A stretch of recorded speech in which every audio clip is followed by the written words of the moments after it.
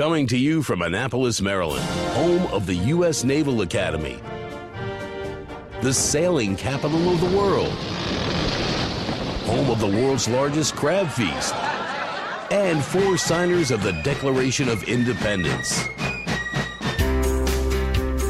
This is the Eye on Annapolis Daily News Brief, a daily roundup of local news that you can use, including local sports, local events, local opinion, and local weather from DMV Weather. Now here's your host, publisher of Eye on Annapolis, John Frenaye. Good morning. It is Wednesday, April 4th, 2018. This is John Frenaye, and this is your Eye on Annapolis Daily News Brief. Chase Cook from the Capitol had a great story in yesterday's paper. It seems that former County Executive John Leopold is back in the news again, and State Senator Brian Simonaire has asked the Maryland State's prosecutor to look into allegations that the former county executive has been bullying Pasadena families on the campaign trail. Now, Simonaire and Leopold do have a history of policy disputes, and they have gone back and forth for years.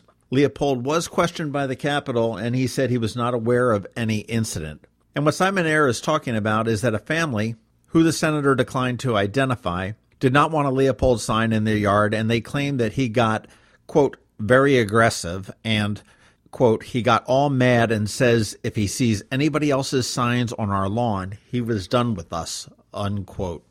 Simonaire says it's not politically motivated, and it's just a senator responding to a constituent concern, and Leopold is running for the seat that is being vacated by Simonaire's daughter as well. It is a fairly crowded race, with a total of 5 Republican candidates and 1 Democrat candidate in a heavily Republican district. The Maryland General Assembly has enacted legislation to update the state's sexual education curriculum, and they are going to emphasize the word consent.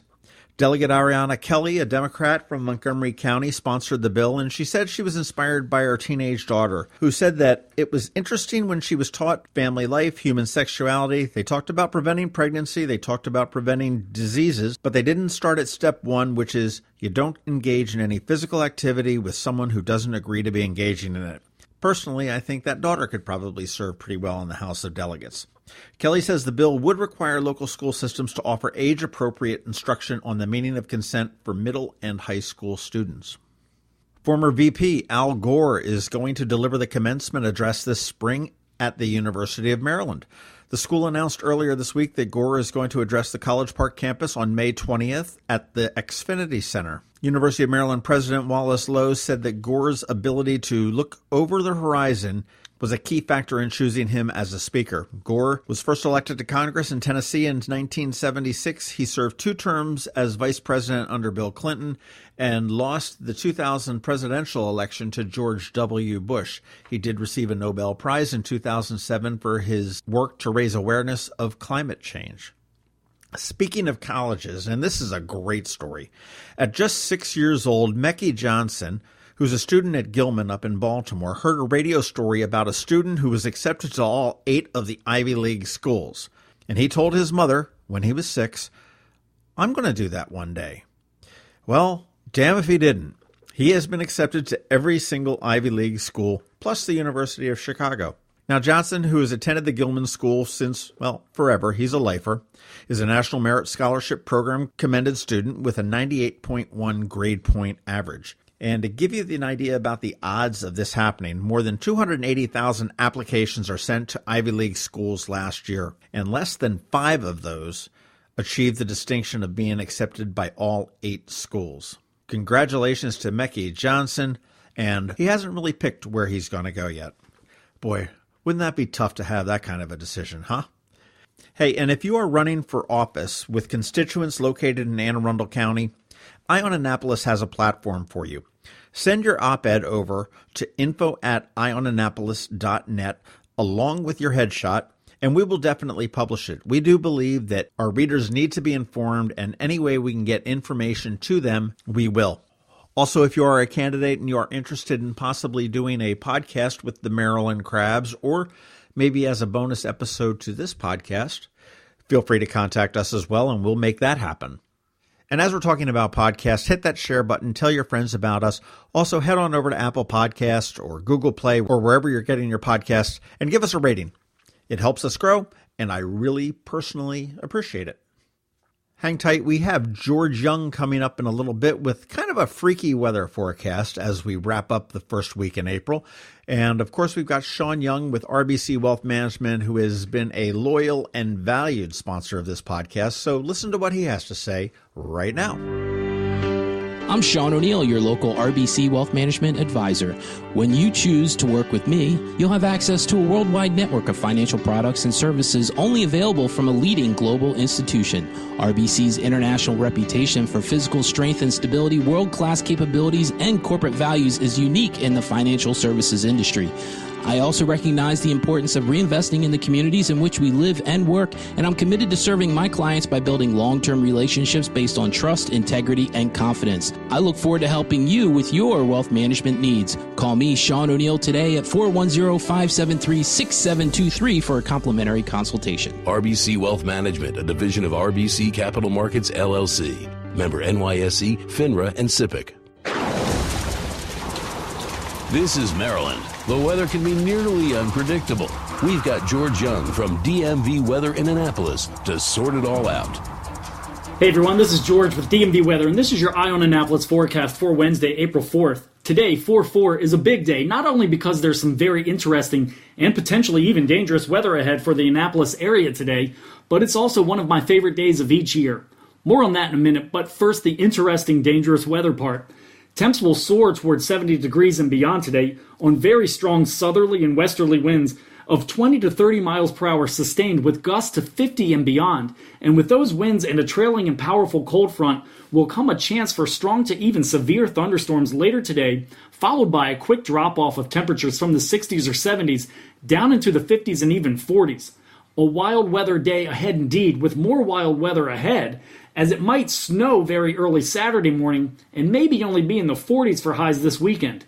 Stay tuned to Eye on Annapolis and DMV Weather for updates, as the bottom line is it's about to get active weather-wise for all of Anne Arundel County, and we may just see a little bit of all four seasons over the next 4 days. Speaking of 4, today is 4-4 as we mentioned, and it's one of my favorite days of the year. Why? Try to be as brief as possible. I went to UNC Asheville in the early 90s for 2 reasons: play Division I baseball and get a degree in meteorology. I played my 4 years and ended up with a minor in meteorology after changing majors in my 3rd year, but it was the experience of a lifetime. One of my roommates and teammates from UNC Asheville was Matt Swain. He was an incredible baseball player and even better human being. Everybody loved Matty. A few years after we graduated in 1995, I was working on an MBA degree at East Carolina, and suddenly it hit me one day how I had almost lost touch with Matt completely, a best friend and then some. And before I knew it, after sitting down at my computer, I had a 2-page letter in my hands to Matt saying, "I'm not sure why I'm writing this letter to you, especially since 26-year-old guys don't really write their 26-year-old guy friends letters. But I simply feel like I need to tell you how much your friendship means to me now, because I don't want to wake up one day and have you be gone and somehow not have the chance to let you know. So that's that." And that was that. I put the letter in an envelope, let it sit on my kitchen table for 2 days, trying not to mail it, begrudgingly dropped it in the mailbox on a Thursday, and went off to work and forgot about it.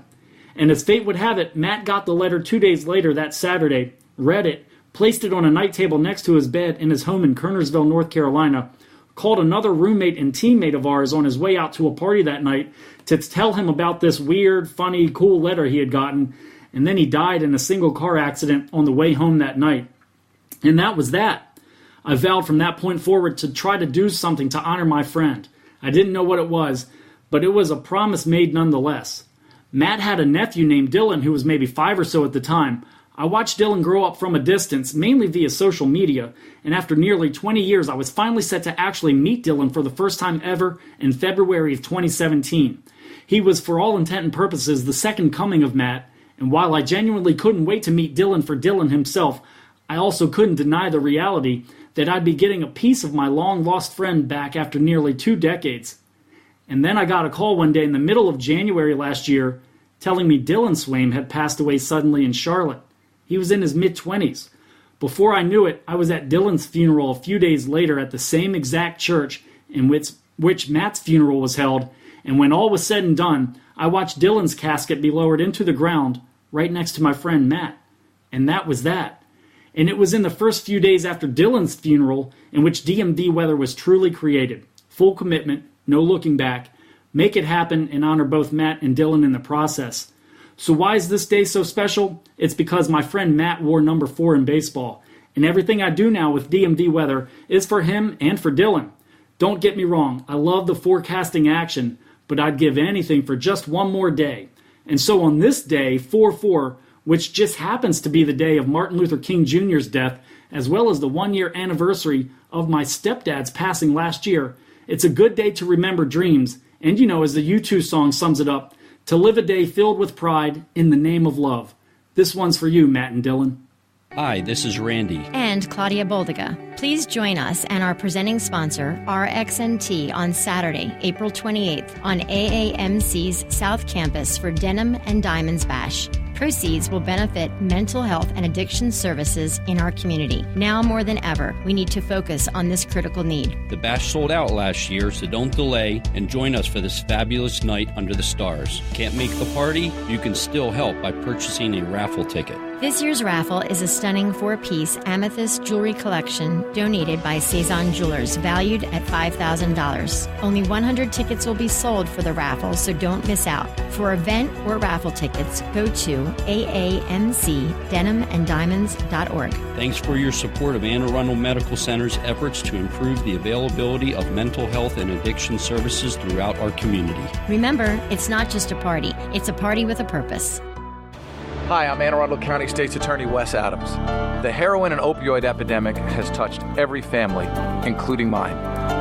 That's why I've teamed up with our county executive, Steve Shue, to do something about it. We must stop the cycle of addiction at its source. Go to denielisdeadly.org right now or attend one of our Not My Child presentations occurring all around the county. You could save a life.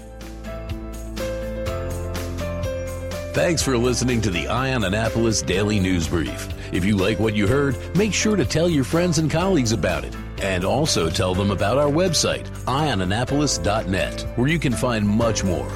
Be sure to check out our other weekly podcast, The Maryland Crabs. This podcast comes to you every Monday through Friday at 7 a.m. Thanks for listening, and we'll see you next time.